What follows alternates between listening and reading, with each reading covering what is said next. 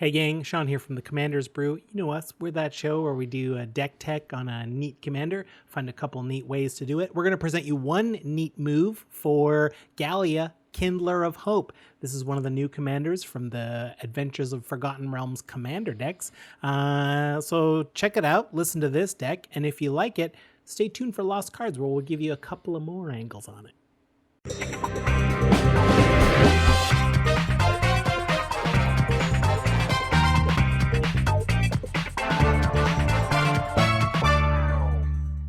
Okay, let's get into we're gonna say Galia on this show because Yes, we are. Because Sean and I know someone with the last name Galia, so that's how we're gonna say it.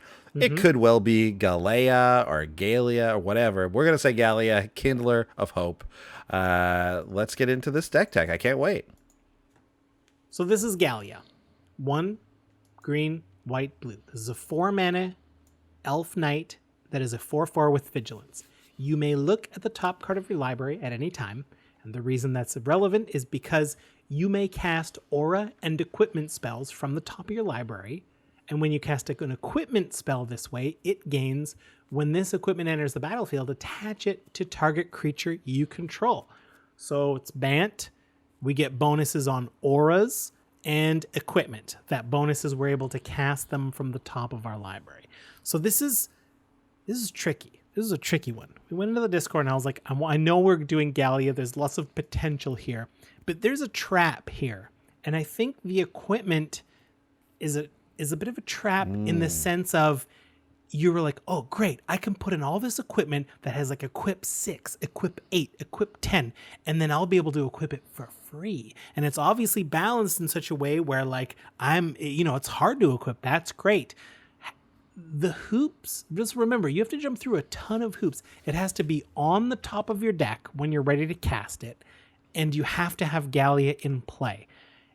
If you're out of mana and you end up drawing it, now you don't get to do that. If Galia has been dealt with, then you don't get to cast it. We like drawing cards. We're not always going to be able to do this. Right.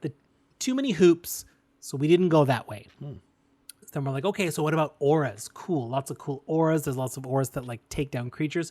Auras are great in general. But I think where we ended up is sort of a nice Voltron general blend. We've got some good equipment and some good auras to help us get through, to help us attack, to help us protect the team. And also we got some equipment for the same purpose, but none of it is like, it has to be from the top. We're not going to tie ourselves to that. It's generally a good Bant Voltron deck. So let's get to it. Let's set the scene. Obviously, if we're running Galia, our ramp is going to be in the form of auras that go on lands. So like Wild Growth is perfect. It's a single green, it enchants a land, and when that land is tapped, you add an additional green. That's 1 mana ramp on any land. Overgrowth. Same kind of deal. 2 and a green, enchant land. When enchanted land is tapped, you get an additional 2. This puts you 3 mana puts you ahead by 2. And if you put it on a land, like if you didn't need to tap all of your lands, you put it on an untapped land, you get 3 back out of that land. I guess the 1 was already accounted for, so like it sort of costs you 1. Anyway, yeah, it's a very good card. That's good. An Unbridled Growth, although technically doesn't ramp us. This is the single green that enchants a land. Enchanted land has tap, add a mana of any color, but you get to sack Unbridled Growth to draw cards. So there's a world where like, you know what, I'm going through my deck and it's like, oh, there's an Unbridled Growth on top. Cool. I'll spend a green, I'll put it on this land, and I'll immediately sack it to draw another card. Or it can just sit there and it helps you manipulate the top of the deck. That's something we want to be able to do as well as we're going through. Like, I don't want this on top.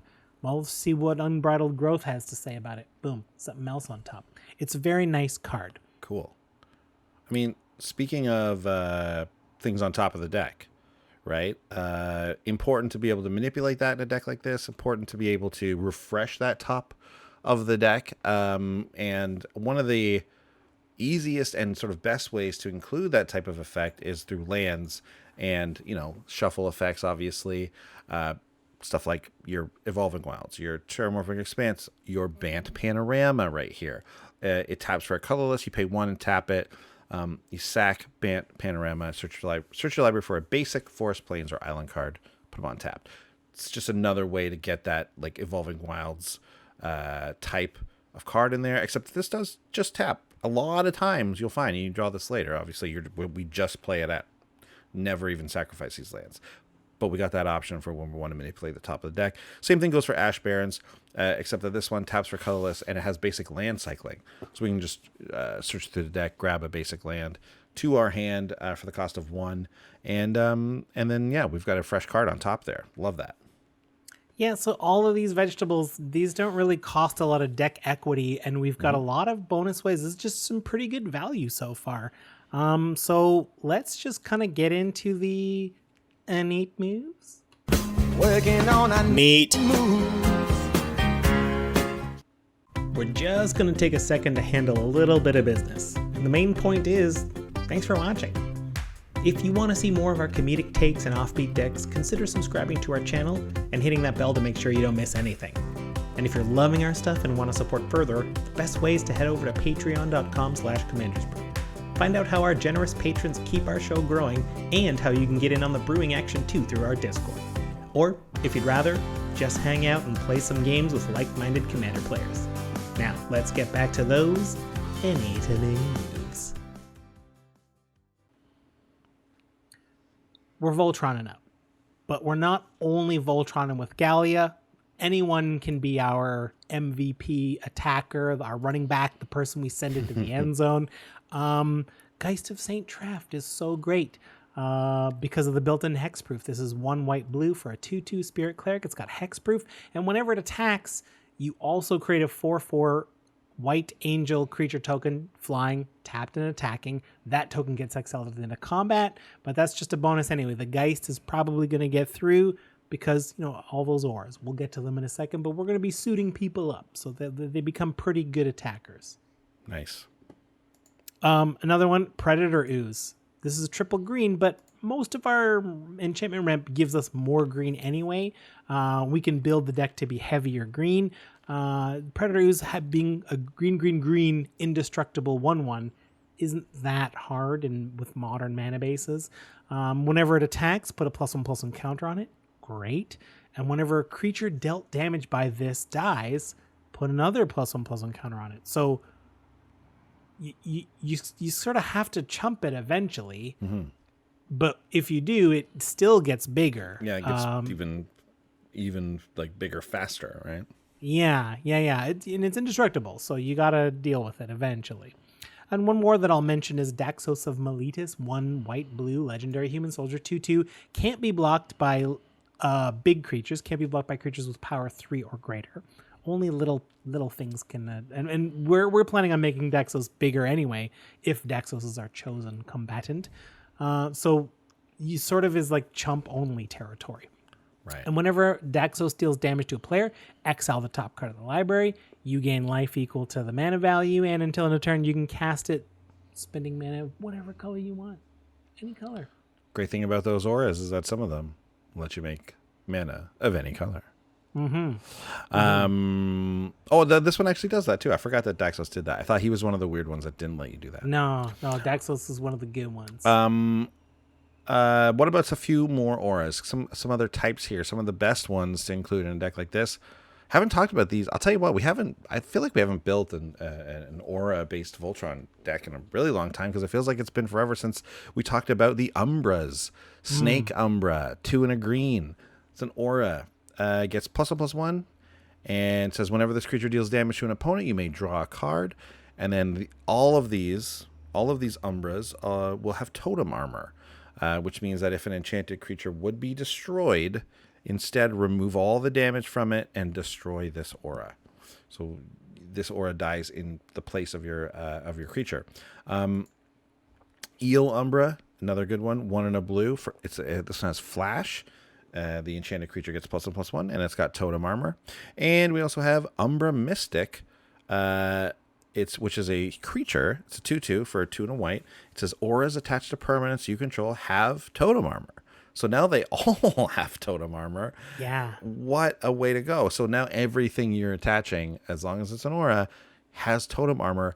And this goes for the other permanents too. It says right here on Umbra Mystic, it's got these like reminder, like rules text. yeah. If an enchanted permanent you control would be destroyed, instead remove all damage from it and destroy an aura attached to it. So I don't know, it's probably not really going to come up, but like if one of your lands is to be destroyed, for example, you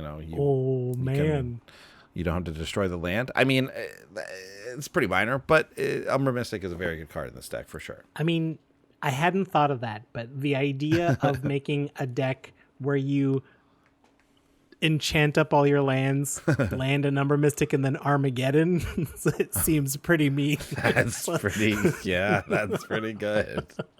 A green-white deck that does that, pretty wild. Yeah, I don't mind that idea for just for an imagination. Yeah, like Umbras are key for a Voltron deck because like all your eggs are in that basket. Yeah. Although in this deck we don't have to be Voltron. Like you can suit up a few things. It doesn't take that many enchantments before. And since we're playing them off the top, like it's kind of like every once in a while you just get some free ones just appearing out of nowhere. So like you don't really end up running out of cards that much. Cool. Okay. Do you like gaining life? Not really. No? Okay. Well, then we can skip this guy. You know what? I like gaining life. I don't like my opponents gaining life. There you go. That's right. I'll say it that way. Okay, we're going to gain some real life. So how about Spirit Loop? Oh, Spirit I know this Loop one. is 1 and a white, enchant creature you control. Whenever enchanted creature deals damage, you gain that much life. That's not lifelink. Mm-mm. That's a triggered ability. Yep. So this will happen even if you have lifelink. And the beauty of Spirit Loop is when this goes to the graveyard from the battlefield, return it to its owner's hand. Umbra Mystic, anyone? I'm going to make this be the totem armor, and then I'm just going to keep casting it. It's very good for that. How about Armadillo Cloak? Same deal. 1 green white, enchant creature, +2/+2 and trample. That's pretty key. The trample's great, right? We've got several that grant trample along the way. Some of our equipment grants trample. That is key as well because that's like all these creatures get like I don't want you to chump my Predator Ooze, right? Daxos of Meletus, you kind of have to chump it. But this is where it's like it doesn't matter. Like I'm still gonna do damage to you, but it also has that non-life gain clause, so it's not lifelink, but it's lifelink.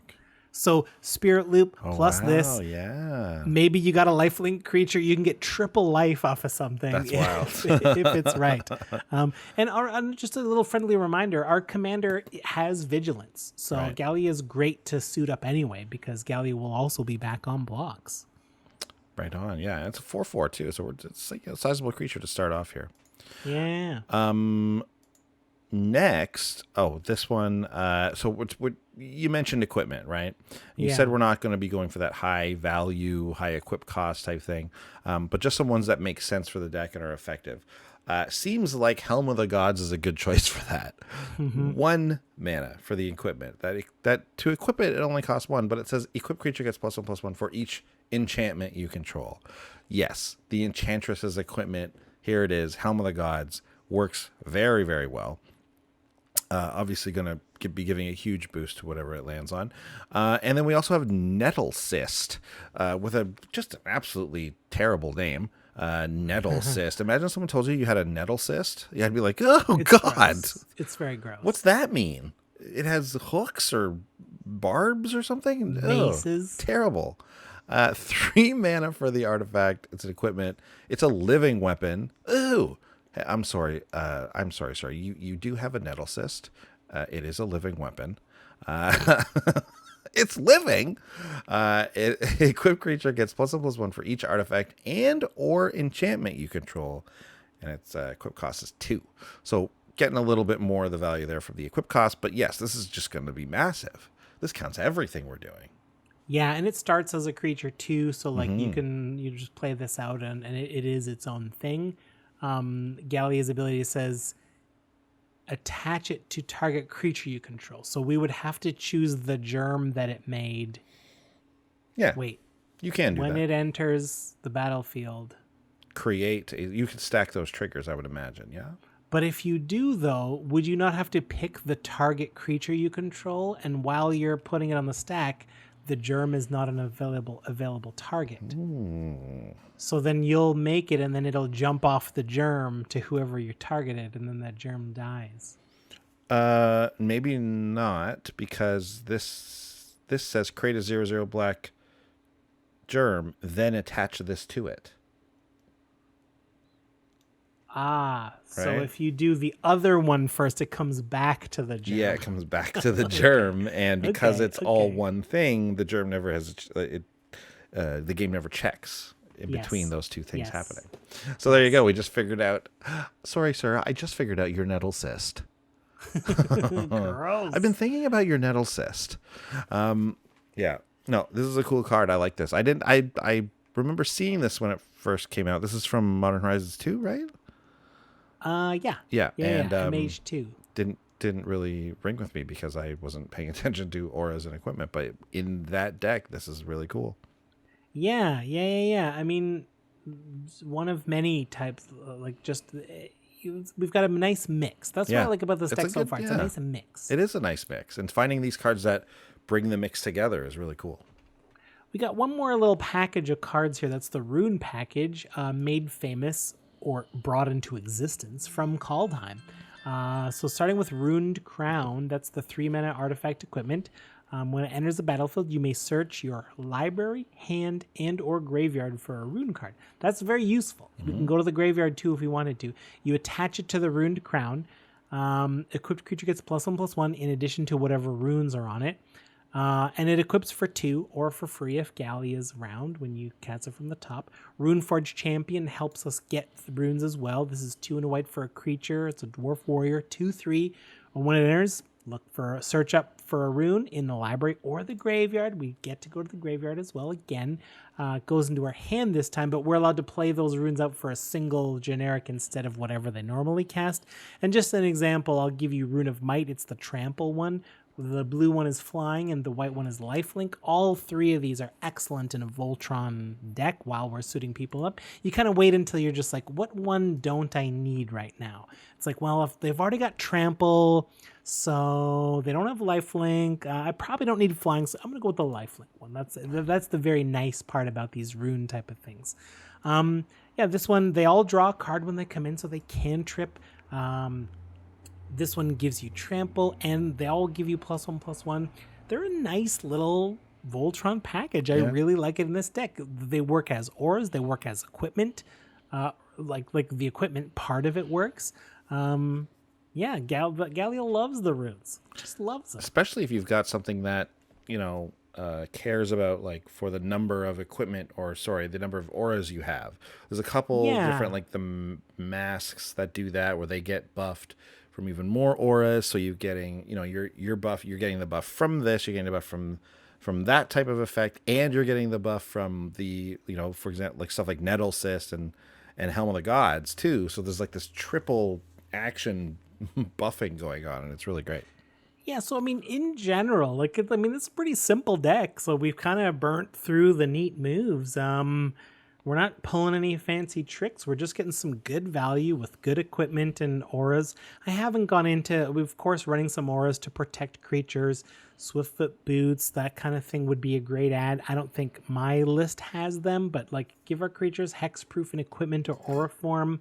All those little, like, whenever you hit a player, draw a card. Like, this deck has the way to draw a ton of cards as well. This deck's just kind of doing everything pretty well. Yeah, definitely. Yeah, so I want to thank the Discord helpers. Help me out here. Reclusive Artificer, Jason Belk, Slothbear55, Jamon, Jared, Brave Sir Robin, Gee Pizza, and Papa Dio. And I don't know if I've said those names 2 in a row, but Gee Pizza and Papa Dio should team up and open a pizza place. I feel like they would be a good... That they just seem like they would be... Papa Dio's Gee Pizza. Papa Dio's Gee Pizza. Yeah, I think so. Thanks, Discord. If you want to get in on helping us out, you can figure out how to do so via the patreon.com/CommandersBrew. But let's get to the budget report.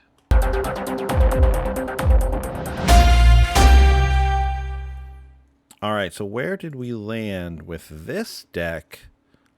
This is cheap. Yeah, this deck is cheap. Looks cheap. The mid, $81. Nice. Because something like Rune of Might, like no one wants Rune of Might. That's 10 cents. It's less than a gumball. Yeah. The low, you can do this deck low for $35. That's it. So that's nice. this deck is not flashy. This deck is not doing game-winning combos on turn 2. We're not chock full of tutors, but it makes creatures, it suits up creatures, it draws cards. You're going to be playing Magic with this deck, and you can get it for $35. This is a brew for those budget tables. So I'm all for it. We can even make it cheaper, though. I mean, the most expensive card in the deck is Skull Clamp. Right. It's $8 now. How can you avoid it? We all know Skull Clamp. It's just so good. But we've got enough card draw. It doesn't really help the creature much. So maybe we could do without it. Sure, yeah, I'd say so. This one's interesting. World Shaper. Yeah. Up around $5 now. It's a 3 and a green 3/3 that says whenever it attacks, you may put the top 3 cards of your library into your graveyard. And when World Shaper dies, put all land cards from your graveyard onto the battlefield tapped. It can get really crazy in a graveyard-based deck, or even just from a few attacks with it. And I'll remind you that this deck loves fetchable type of lands. This deck loves cycling lands, right? Those are budget ways to get. So we end up with a lot of lands in the graveyard incidentally anyway. Right. So if a World Shaper comes down and dies right away, we're probably putting 3 or 4 lands onto the battlefield, which is A-okay. That's not bad. Yeah, that's not bad. I mean, I can see why this card is around $5. Obviously, the graveyard decks won it, but it actually does have. It is a card I always look at and go, I think it would be okay. Like, I think it would do some work. I'm interested. Yeah. I've got it in a number of decks, but yeah, there's even decks where you like wouldn't automatically think about it and say like, actually, it could be okay in there. Yeah. Yeah, and then I mean, Goreclaw is the next under $5, so that we have no more cards over $5 in the deck. But Goreclaw is almost $5. Creature spells with power 4 cost 2 less. That's really not this deck. It's the commander. Like that helps with Galia, but it doesn't help with a lot of other creatures. But whenever Goreclaw attacks, all creatures you control with power 4 greater get +1/+1 and trample. Like I said, in a Voltron deck, trample is key. Yeah. And Goreclaw's great at like all of the creatures that are attacking end up big in this deck. Right. So like, I mean, I haven't gone into it, but there's all this. We've gotten there's a lot of enchantments too that make a creature bigger based on the number of enchantments, as you mentioned before. Yeah. All that glitters, for example. So like creatures end up enormous. Right. Yeah, and I'm sure you can reserve one of those or even 2 of those for Goreclaw. Sure, why themselves, not? and then actually Why have not? just to protect it against being double blocked and killed. That's the thing, Right. right? You've got one main Voltron. You can put that all that glitters as the solo enchantment on a different creature, Yeah. and now that one's like as big as the first one. Yeah, totally. I like that approach. It at least also varies things up a little bit, which is nice. Yeah. So I tried to think of like pricey cards we didn't run. Obviously, you want some haste stuff's nice. Like it's easy to think up cards that are super expensive. But the key, so we've got like Eel Umbra. Like if someone tries to murder a creature, we can flash in an Eel Umbra, and it's got Totem Utter, and then your murder doesn't work. Or maybe we've got a way to give it hexproof with something like Swiftfoot Boots. Okay, that's great. And if you're doing mass removal, like if you do like destroy all creatures, cool. That's what Totem Arm's for. Hexproof is if you've got like Swords to Plowshares for spot exile, but we can't deal with mass exile. And the best way I can think of in a Voltron deck would be Teferi's Protection. Cards up around $30 these days, but it's this is the way, because you can't blink your creatures because then all your auras are gone. Right. So like if someone mass exiles, you're screwed without Teferi's Protection. So that's kind of the most expensive one. Or a counter spell. This deck doesn't have counter spells in them because you don't want to dilute the sauce too much. Right. Or maybe you just gotta bite the bullet and run a few of those. Yeah, I like running counter spells in that for that purpose, mostly because negate costs 10 cents or whatever, right? And it kind of does the same job that a lot of those other things do. And yeah, Teferi's Protection is obviously better by quite a bit. But there's a lot of times when you I've seen people run Teferi's Protection and then cast it to stop a Swords to Plowshares. And it's like, okay, it took you out of the game too. People can't attack you. That's definitely nice. Definitely nice, especially if you're in a spot where you're going to die or whatever. Yeah. But there are some times where it just is hexproof, which is very funny.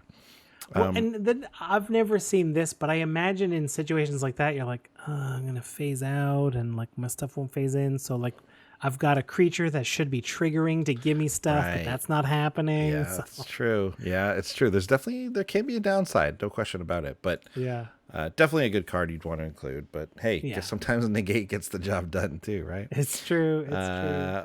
But yeah, I mean, you know what? I like this. It's nice to get back to do to come across a deck like this once in a while. Like it's looking at Galia, you're like, ooh, how can we break this? You know, like that's the immediate mindset. But sometimes it's just nice to be reminded of all of the cool auras and equipment that maybe we haven't paid that much attention to, especially stuff that's been printed in the last little bit, like Nettle Cyst. I mean, I keep coming back to it because it's like got the grossest name in the world, but like there have been a bunch of cool versions of these cards that we knew from the past that are reprinted, stuff like Modern Horizons, that they're given new twists on and things like that. So it's nice to put a deck like this together and be like, hey, we got a bunch more and cooler and more interesting tools in the past, year or two since we've kind of talked about this type of deck. So that's cool. Yeah. And like, I mean, if you want to get fancy, if you want to get crazy, check out Lost Cards. We've got a couple of other fun angles we're going to get into in Lost Cards. So check that out if you haven't, if you're interested in Galia. But this is a fun one. This is a fun budget brew. Yeah, great. So check back for Lost Cards. And otherwise, we'll be back next week with a brand new deck. We'll see you then. Bye. Thanks for watching. If you love what we're doing, consider supporting the show by going to patreon.com/commandersbrew. And if you want to get any of the cards from our deck list, go to our TCG Player affiliate link below. That helps us out too. And for a free way to help us out, consider sharing the show with some friends. Like and subscribe, add a comment or two. See you later. Bye.